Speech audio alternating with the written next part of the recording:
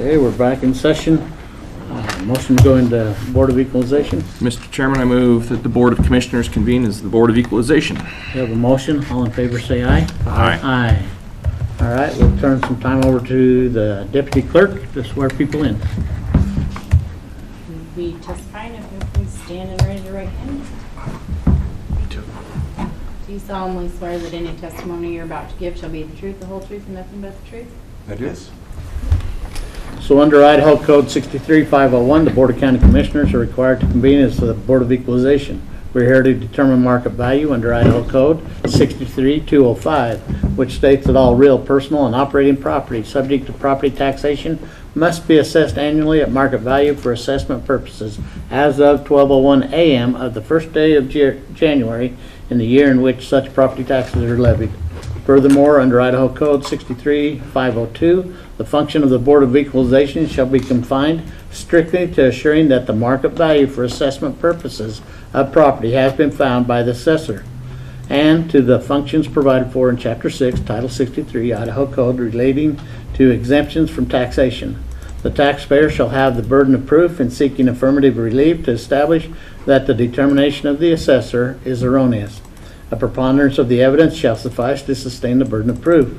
We're here to discuss the market value of property, the condition, the state, or information that is relevant to this topic. This is fact and not opinion. We're not here to discuss taxes, past grievances, policy, personal income, or other issues.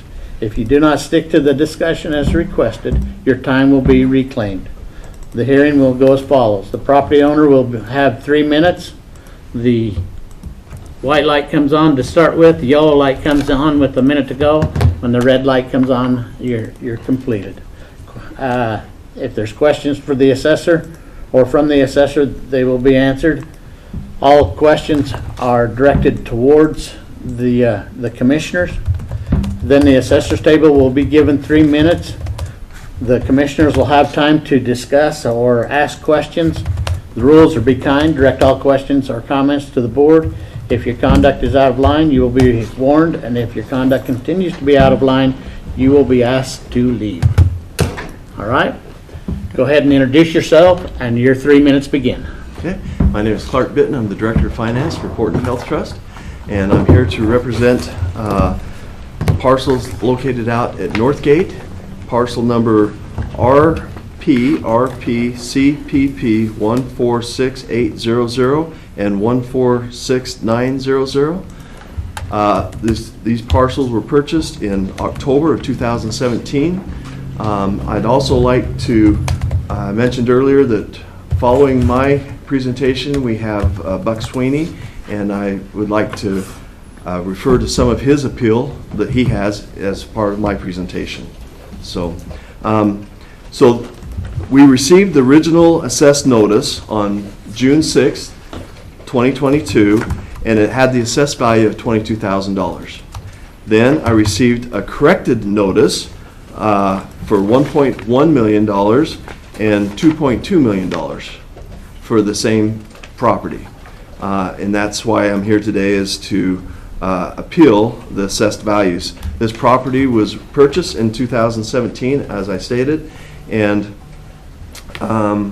it was originally dry farm that was actually CRP. It was set aside, and when I looked at the values around me, that's 1 foot away from me, the values are $783 and $799 assessed value for the same property that we had purchased. And so less than $1,000 for the same property. When you calculate what we are paying, we went from $2,500 an acre assessed value to $225,000 assessed value for the same property. It's still undeveloped property. It's in the same original status it was in 2017, the parcels that we're talking about. And so, yes, it's going to be developed eventually, but we still need to put utilities in, we still need to put the fire loop in, we still got millions of dollars that need to go into this property before it's available for use or for sale. So it's undeveloped, it needs roads, it needs a lot of utilities to be put in place, so it's grossly overvalued as far as the assessed value. When I look at property also, that's comparable properties, as I had in my attached to the appeal form, we've got properties out there of $174,000 an acre, which is still undeveloped property out in Northgate, $202,000, which is overvalued, but still less than our $225,000 an acre. Then if I look at properties closer to the hospital, which we're a healthcare organization, we purchased it for the mission, property right next to the hospital that's more developed than our property is $41,000 an acre and $43,000 an acre. So Right. we would Thank like you. to Thank you. appeal it. Questions? No questions. Your 3 minutes begin. Thank you. So, as I'm sure everybody's aware, these were part of a motion during the Board of Equalization that all parcels that were zoned as commercial general within the Northgate area were to be valued using the commercial land schedule. And when we put these on there, one of the things that we do on the commercial land schedule is if there are multiple contiguous parcels owned by the same entity, we will value them as that larger whole. The land schedule has an economy of scale, so as a parcel gets bigger in size, the price per square foot drops. And so when we did these parcels together, it came out on the commercial schedule as if they were one 15-acre parcel, came out to a rate of $5.18 a square foot.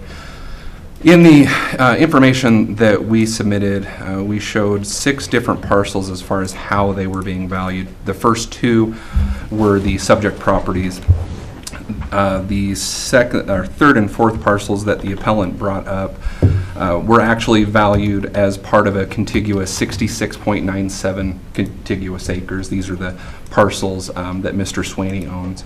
And so those were valued at a rate of $4 a square foot, which is at the bottom of our commercial schedule that this is on.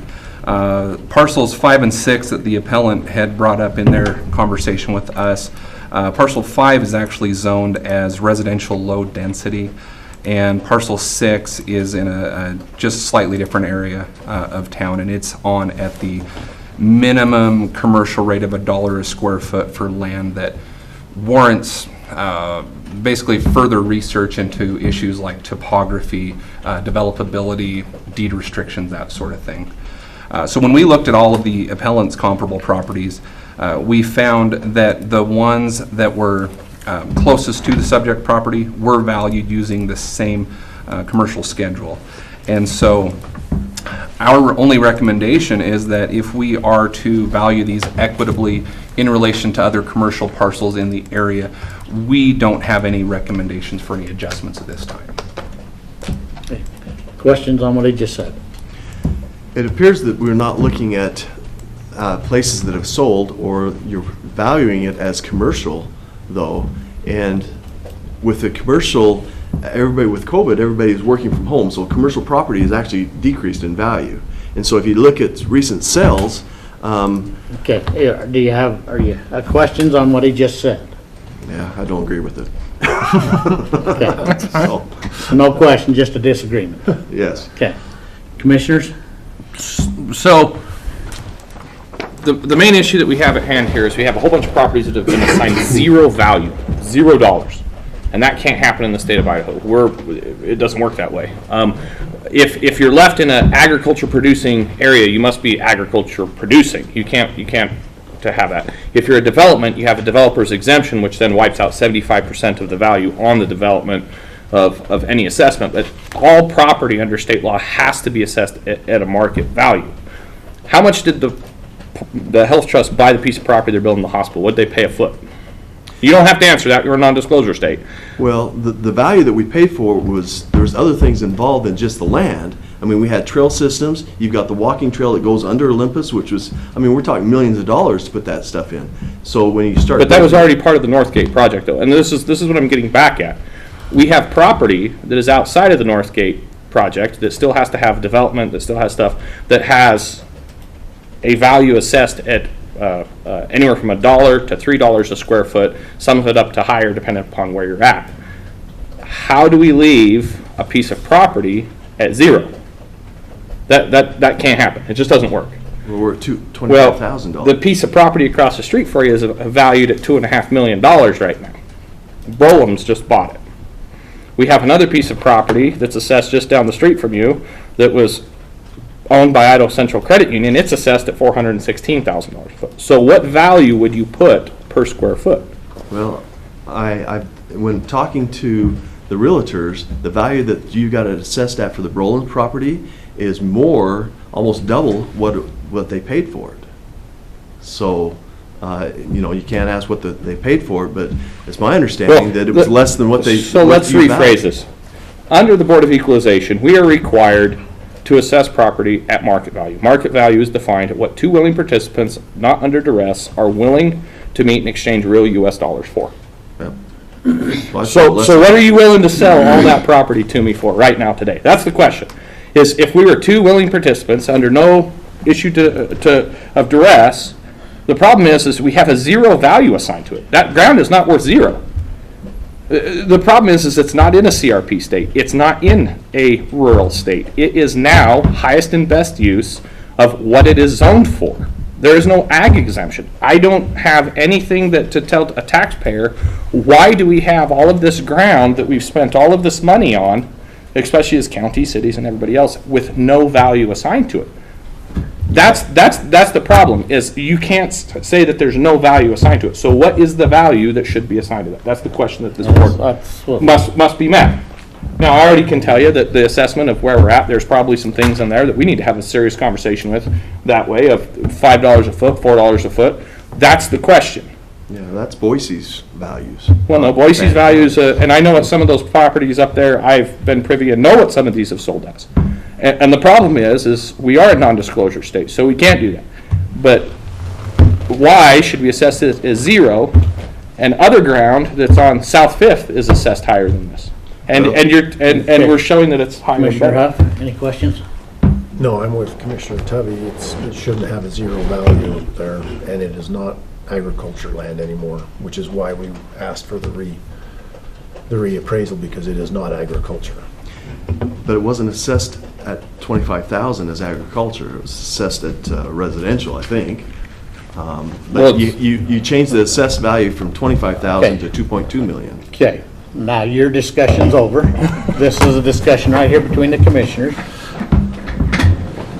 So that's the question, is we have stuff that's ranging some commercial areas and residential, commercial, general mixed use. They range in anywhere from some of them that we've seen that have geographical obsolescence at 50 cents a foot. They're on a lava bed. We have some areas that are upwards that are higher. What? Well, our obligation is to say that the assessor is right unless there's a preponderance of evidence. And I didn't see the preponderance of evidence. Okay. I would say in there that, yeah, $5 a foot was, what was the parcel value for? 450, 518. 518. We might be a little high. I would agree with being a little bit high. Especially Just a week. I was just looking at what $1 a foot would be, and that would be 217,000 versus the 1.1 million if we did that, where it's undeveloped and some of the stuff as indicated still needs to be put in. See, and so that's, So this one was $4 a square foot. yes. But that's developed in there, isn't it, on that one, Mr. Chairman, the 101? Yes, sir. can you withhold a decision until you've heard from Mr. Swing, since he's adjacent to us? We could. Like I told you, we can. It's up to the board here. Okay. We don't have to give a discussion or a decision at all today. Yeah. But this is part of our discussion at this time. I would be willing to, since they're all interrelated right there. Yeah. We need to have Mr. Sweeney sworn in right quick. You didn't stand and squared. I did not. Do you want to have this be a continuance of his hearing or beginning of my hearing? Well, it'll be the beginning of your hearing because his time's up. Okay. Yep. I mean, plain and simple. But there's going to be a, So this would be a separate hearing.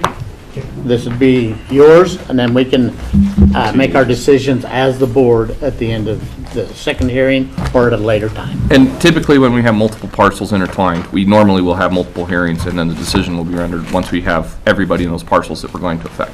Because what we do with one is going to affect the other. Okay. Thank you. Fairly rad. Do you solemnly swear that any testimony you're about to give shall be the truth, the whole truth, and nothing but the truth? Yes. Are you going to participate at all in any of the hearing? Excuse me? This gentleman next to you. Okay. Okay. I just wanted. Now, I heard the rest of all of your detailed code reading announcements on the prior one. I would waive my right to hear it again if that's okay with the commissioners. That's fine. I was going to ask you, you heard it? Usually if you've been in the room and you've heard it, we don't It go was through it. excellent code reading. All right. Go ahead and introduce yourself and your 3 minutes begin. All right, my name is Buck Swaney. I'm with Millennial Development Partners in Smart Town, representing both companies.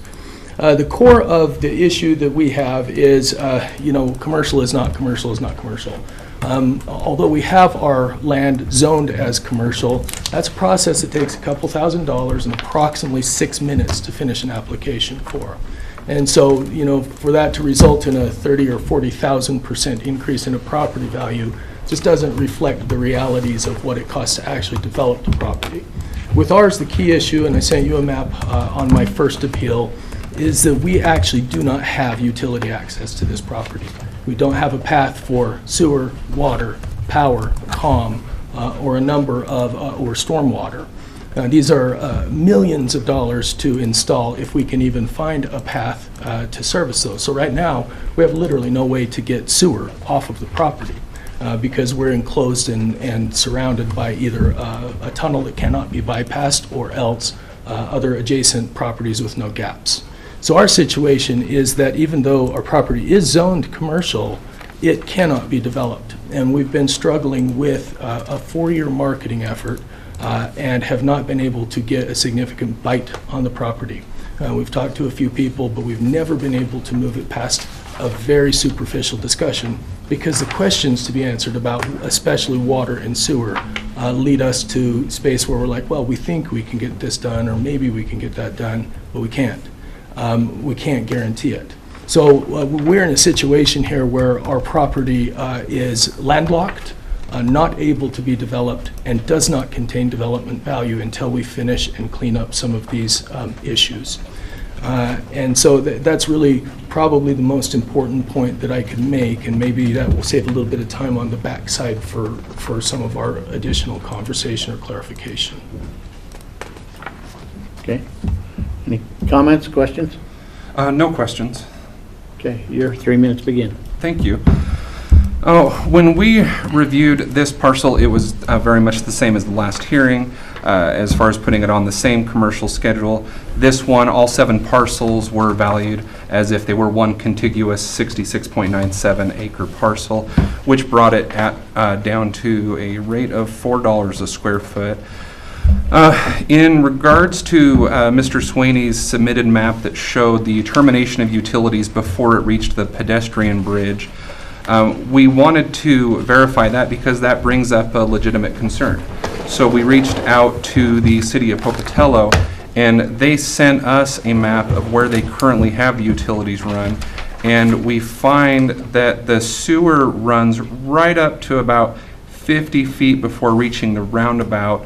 Stormwater and water lines actually begin to turn east beyond the roundabout, and they're basically, it appears that they are starting to be run up the corridor that will become the new street eastbound from the roundabout.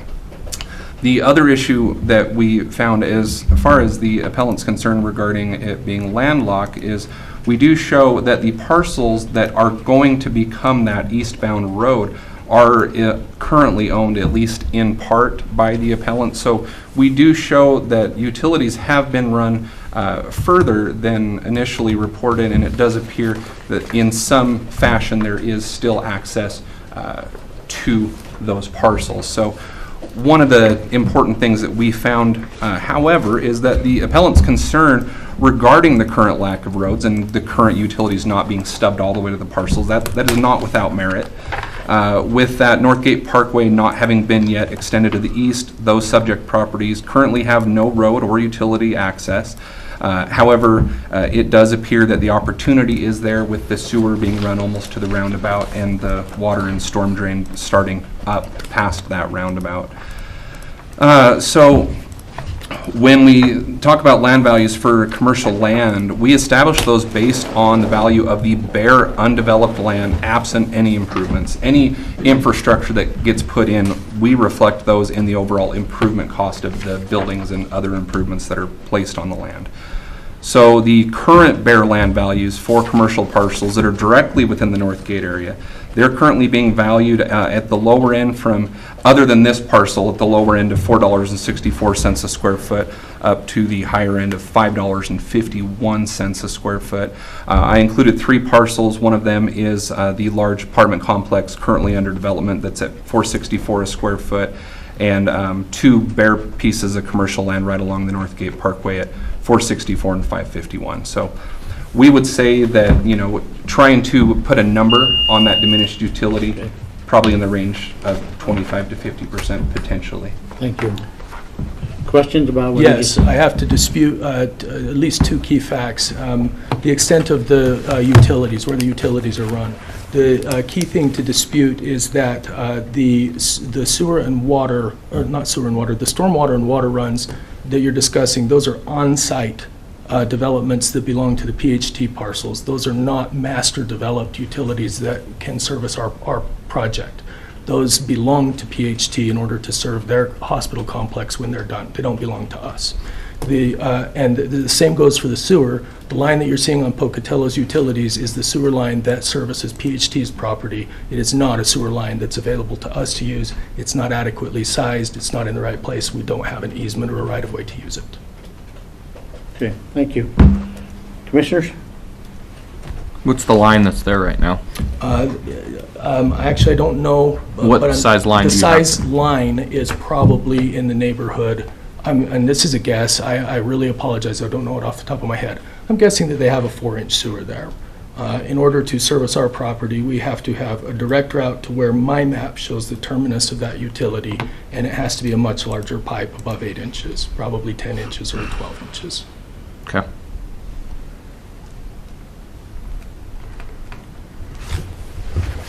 So I'll ask you, the question then is, you know, I've read through here, and there was, in one of your responses, it was about 10,000 an acre, blah, blah. What is the price that we put on this? What's the, you know, and part of this discussion, and I've thought about this a lot, is we have a lot of land up there that is in development, out of development, has been bought, purchased. If it's not bought, purchased, some of the no developers put a developer's exemption on it yet. In this specific Northgate area, what is the amount of taxable base value that we start to assign, because it's no longer an ag production. Yeah. When the TIF district and everything was put in place, it was in ag. So we have ground now that's not being, it went actually backwards. I mean, even though it was dry land grazing, some of it at $75 an acre is what it was assessed at. Now we have zero. We have to establish the base. We have to start saying, what do we start doing all of these parcels up there? So I'm offering great transparency. Dry farm land without utilities, without the ability to water, without water sources, has been trading between $3,000 and $5,000 an acre in the area. That's what this land was trading for too when we purchased it. And so although there are a lot of little details that play into that, as I've tried to market and sell this land, really our great challenge is to get the kind of investment there that makes it so that you have shovel-ready commercial parcels.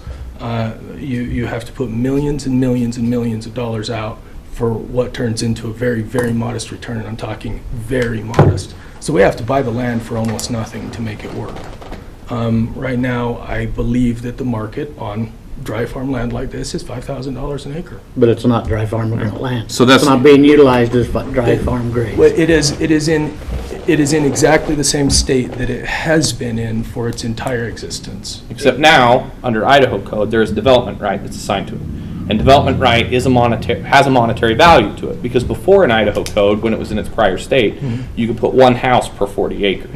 Now that we've changed that, and the market value is, you can, I mean, even if you're just gonna go sink wells in and just split it up into 5-acre parcels, Right. which you could do, Right. individual sewer and septic, and just sell Surely. as many 5-acre parcels as you wanted to, there's still some value Right. that's there. And that's why I say, now we've changed out of this, it's not just bare, there is some more options there to it. Is it the same option of doing a big commercial development or what you would do? No, but now you have more development right than just one house per 40 acres is what it was purchased at. Yes. And so that's what we're trying to establish here is because of this, What's changed? there is still some value that has now changed from one house per 40 acres that at least you could go one house per 5 acres. Yeah. Under current Idaho code, if you wanted to do it today and sell those lots and those lots sell at 130,000 a piece to just cut a road in and make sure there's power to it. Yeah, so I'm very glad that you ran with that concept, because it allows me to spend one more minute on my second submission, which was a long spreadsheet this way, not this way, this way. And it showed some development values, and a critical thing to understand. Okay, I'm gonna allow you a few, One more but minute? your time is up. Okay, can I have just one more minute?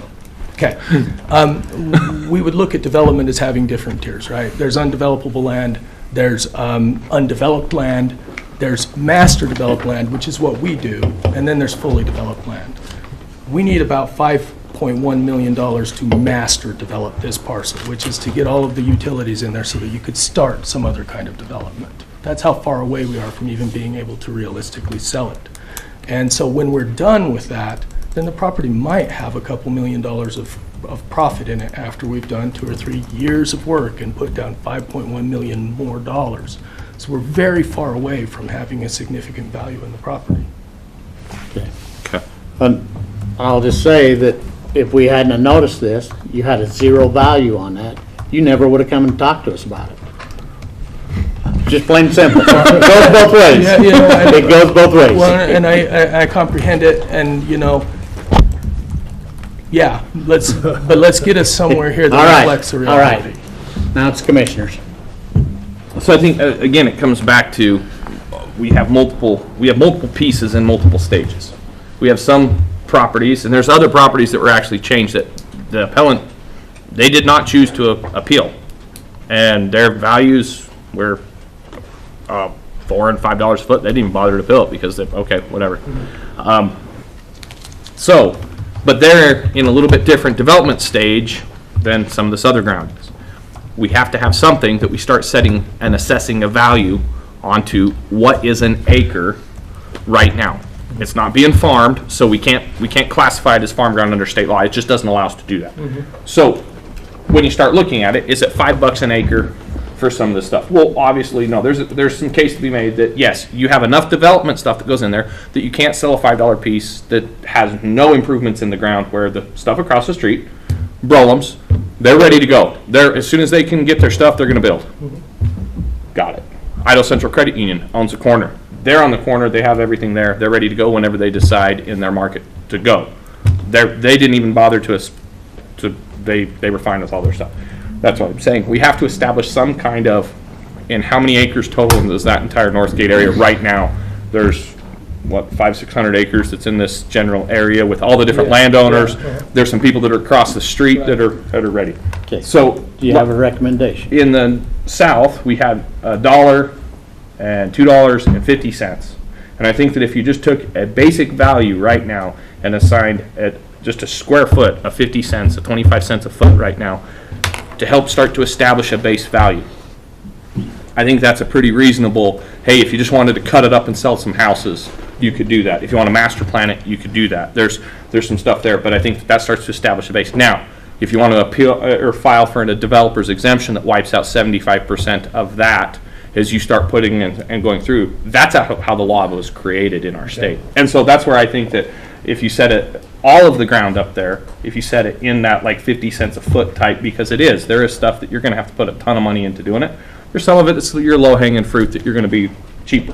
What ground are you comparing to in the south? Well, on South Fifth, we had all the Kirkham stuff that was on the lava rocks. It's on the lava rocks, it was basically unbuildable. Yeah, and they had So you can't compare Yeah. 50 cents a foot over here to 50 Based cents a on foot. what I'm thinking, sales prices are up there in between $1 and $2 a foot. So, and that's what I'm saying, is I gave the 50 cents, if that was the stuff that was, they would have to go in and blast, cut, and remove all the lava rock before they started building. Yeah. That's the lowest kind of undeveloped stuff that we have that we've set so far. And that's why I'm saying, that's where we need to start talking about in that realm. Commissioners, may I just one more sentence, Nope, please? nope, Okay. right here, it's right here. I'd go down to $1 because of where it's at and the infrastructure that is there that helps make that. And then if they go apply the developer's exemption, then it gets it down into the price range you're talking about, which is, Okay. Give me a motion. do we want to do on all parcels presented? All parcels presented, yeah. Can I just say that? If that's what you desire. Yeah, I think the parcels presented is the appellants that have taken the time to show up. They're the ones that are making the case for these areas that are across that side of the road. Okay. Mr. Chair, on all parcels presented today in both cases, I make a motion that we assign the value at $1 per square foot. Thank you. We have a motion, all in favor say aye. Aye. Aye. All right, Thank you, gentlemen. both parties have been at an adjustment. You still have the ability to go to the state tax board, or you still have the ability to go to the district courts. Okay, and as far as that developer's exemption, is that something that's accomplished at the I was county? pulling it right now. If you want, after this, I'll get with you. Okay, Okay. okay. All right, thank you. And with that, we are adjourned till